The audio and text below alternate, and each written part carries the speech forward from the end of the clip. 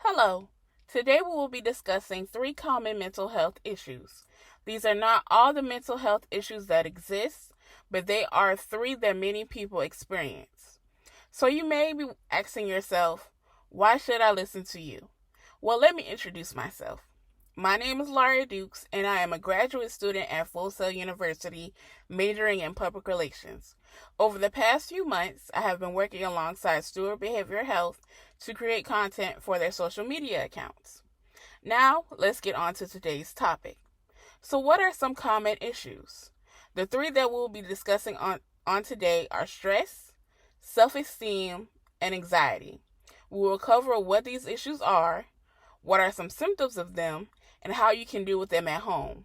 We will conclude with discussing when is the right time to seek professional help. What is self esteem? Self esteem is the way that a person sees themselves. You can have high self esteem or low self esteem. Much of this thought process is contributed to by the environment we're raised in, how people treat us, our age, and the things that we are taught at home. If you are raised in an environment where people have given you positive affirmations about yourself and spoke highly of you, you will then feel good about yourself and have high self-esteem. If you are raised in an environment where people are constantly browbeating you, saying negative things about you, you will internalize those negative thoughts and how you see yourself and how you believe other people perceive you. What is anxiety? Anxiety is the feeling of fear, dread, or uneasiness. Some signs of anxiety are sweating, having moist palms, restlessness, having an increased heartbeat. Now, it's important to understand that anxiety comes in different forms, and also there are different triggers for anxiety. In the world that we live in today, with so much going on, it's important to know that alcohol, drugs, and caffeine can make anxiety worse. What is stress? Stress is the body's reaction to feeling pressured or threatened. When you have stress, it can develop from anxiety.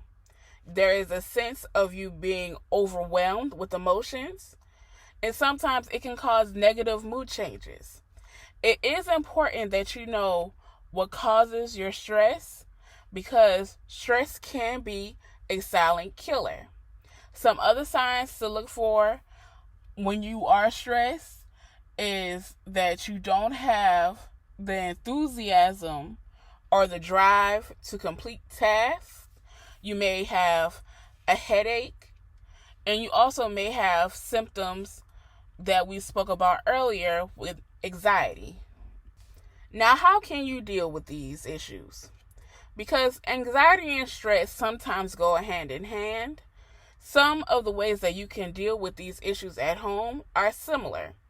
You can have an active lifestyle. You can exercise, take walks, go to the gym and do a workout. Just get up and move your body. The second piece of advice is to eat a healthy diet. Now, a healthy diet is not necessarily eating a salad every day. A healthy diet is having a balanced diet. Your plate, when you eat, should be balanced. You shouldn't always be binging on fast food or junk food. A way that a lot of people who are in the baby boomer generation describe it as eating real food, something that you cook, and also having a regular eating schedule and eating enough for your body, because everyone is different. And lastly, being able to rest and get enough sleep.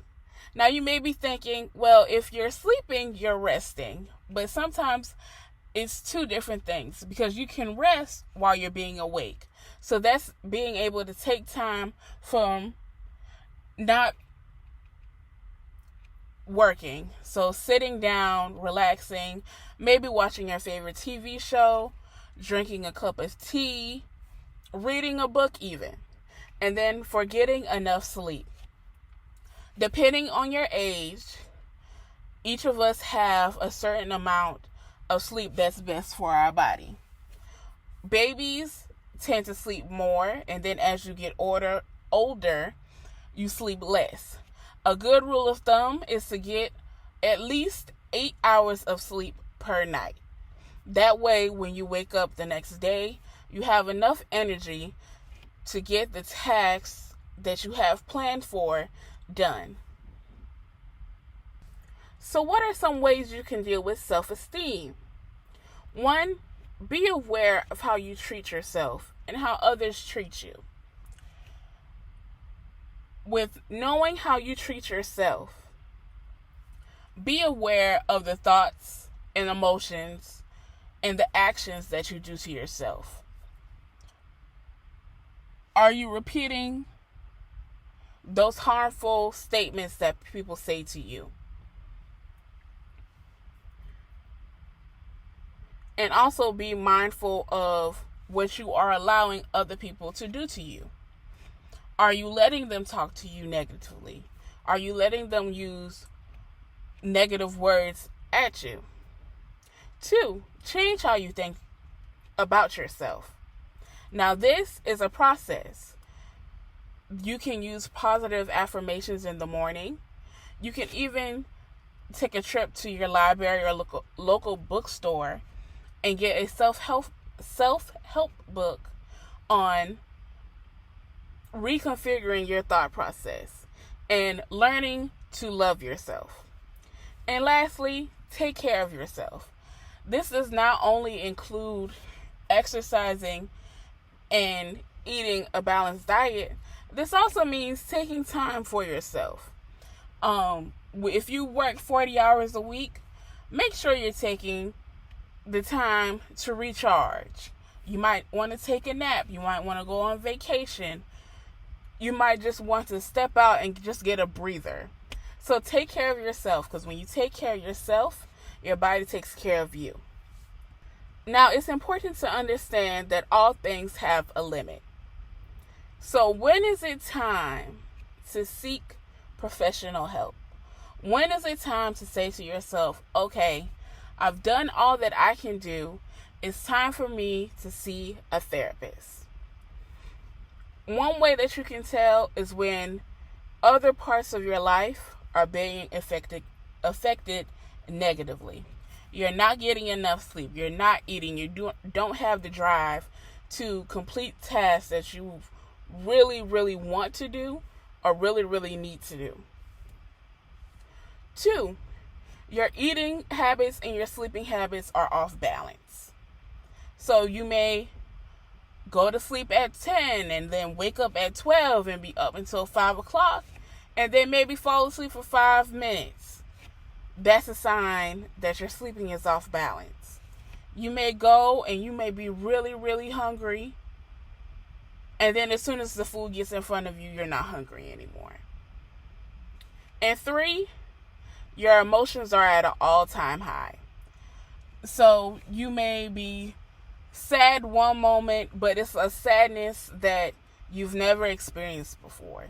You may get upset, but your level of anger is more than what you're used to and more than what you think is appropriate for that situation. If any of these 3 things are happening, maybe it's time for you to seek a therapist. Maybe speak with your primary care about getting in contact with a therapist. Now, even though we did not talk about this during the bulk of this webinar, it is important to know that September is Suicide Prevention Month. Suicide is the second most common cause of death among young adults. Be sure not only to check on yourself and make sure that you are doing well, but also check on your friends. If you or someone you know or one of your friends are having a mental health crisis, dial 988. This will get you in contact with your state's suicide hotline. If it's an emergency, please dial 911. If you have any questions, comments, or concerns, please leave them in the comment section down below, and we will respond to them in a timely manner.